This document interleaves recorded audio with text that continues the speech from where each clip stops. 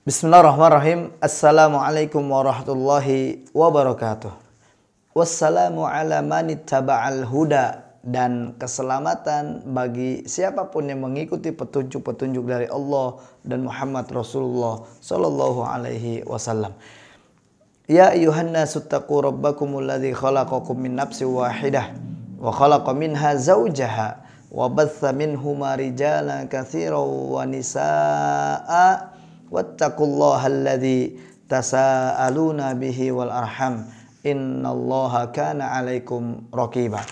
Ya ayyuhalladzina amanu taqullaha wa qulu qawlan shadida yuslih lakum a'malakum wa yaghfir lakum dhunubakum wa may yuti'illaha wa rasulahu faqad faza fawzan 'azima.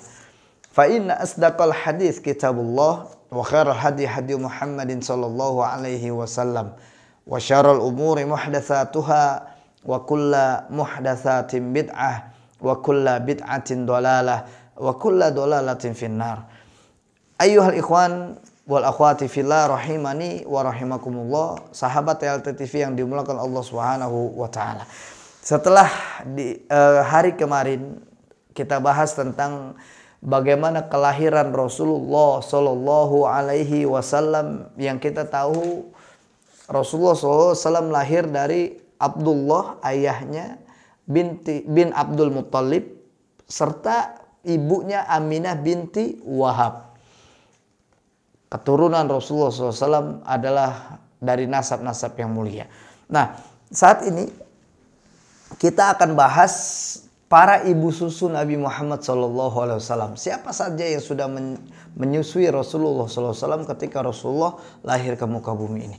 Tentunya kita sama-sama sholawat dan taslim juga untuk mengikuti sunnah-sunnahnya kepada Rasulullah SAW, dan kita berharap semoga Allah pertemukan kita kepada Rasulullah SAW di surga kelak. Amin Allahumma amin.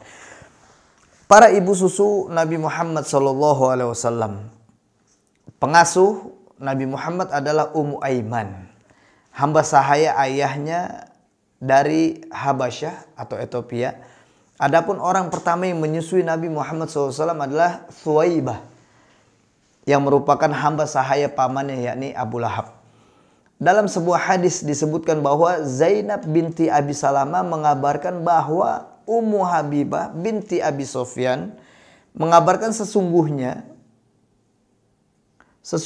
Zainab binti Abi Salamah pernah berkata pada Rasulullah SAW, nikahilah saudara perempuanku putri dari Abu Sofyan. Lalu Nabi balik bertanya, apa engkau menyetujuinya? Zainab binti Abi Salamah menjawab, ya, aku bagimu bukanlah wanita yang sendirian.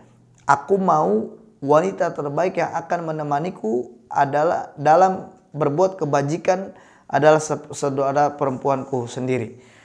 Nabi kemudian berkata, sesungguhnya tidak halal bagiku. Lalu Zainab berkata, sesungguhnya kami berbicara tentang apakah engkau mau jika menikahi putri Abu Salamah.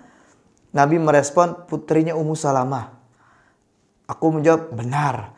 Nabi kemudian berkata, seandainya dia bukanlah orang yang mengasuhku, maka dia tetap tidak halal bagiku. Sesungguhnya dia adalah putri dari saudara sesusuan. Thuwaibah pernah menyusuiku dan Abu Salamah. Oleh karena itu jangan kalian tawarkan kepadaku putri-putri kalian dan juga saudara-saudara kalian. Ya. Ini saudara sesusuan dari Nabi Muhammad SAW, yakni anak dari Thuwaibah. Nah, seperti halnya Ummu Aiman, Ummu Usama bin Zaid adalah salah satu pelayan Abdullah bin Abdul Muttalib. Dia berasal dari Habasyah. Oleh karena itu, tatkala Aminah melahirkan Nabi Muhammad SAW, setelah ayah beliau wafat, maka beliau disusu oleh Ummu Aiman sampai beliau menginjak dewasa. Kemudian beliau memerdekakannya, setelah itu dinikahi Zaid bin Harisah. Lalu dia meninggal dunia 5 bulan setelah Nabi Muhammad SAW wafat. Nah, Halimatus Sa'diyah, sering kita dengar nama ini. Halimatus Sa'diyah adalah salah satu wanita dari kabilah Bani Sa'ad yang juga pernah menyusui Nabi Muhammad SAW. Dia menuturkan sebuah kisah kepada kita. mengenai keberkahan yang didapat di diri putra-putrinya dan juga hewan ternaknya selama menyusui Nabi Muhammad SAW. Jadi ini kisah-kisah yang sangat luar biasa. Para ibu-ibu susu Rasulullah SAW, yakni ada Ummu Thuwaibah, ada Ummu Aiman, ya, terus ada Halimatus Sa'diyah. Ini kisah-kisah yang mana sangat luar biasa sekali bagi kita ketahui. Nah, manakala kami sampai di kota Mekah, setiap wanita rombongan pasti ditawari untuk menyusui Rasulullah SAW. Namun mereka selalu menolaknya karena dia adalah anak yatim. Meski demikian, ibunda Nabi tetap menghormati mereka dan menjamu dengan baik. Kami berkata lagi, ibunda Muhammad, paman dan kakeknya nggak berharap banyak pada kami. Sedangkan teman-teman wanitaku semua sudah mendapatkan bayi yang akan disusuinya. Jadi saat itu memang kebayang ya, ada sebuah tawaran-tawaran siapa yang mau menyusui Muhammad.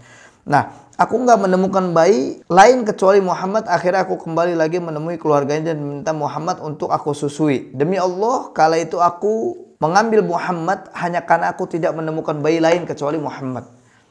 Ini perkataan dari Halimah Sa'diyah sedang bercerita kepada kita semua. Demi Allah, aku akan mengambil bayi yatim dari Bani Abdul Muthalib ini. Semoga melalui dia Allah melimpahkan kebaikan kepada kami. Aku tidak ingin kembali pulang bersama teman-temanku tanpa membawa bayi. Suamiku bilang, engkau bertindak benar. Nah, lalu Halimah Sa'diyah menggendong Muhammad kecil menuju tungganganku. Baru saja aku mendekati tungganganku, tiba-tiba aku melihat air susuku mengalir deras. Akhirnya aku pun memberikannya kepada Muhammad dan saudaranya bayi Halimah.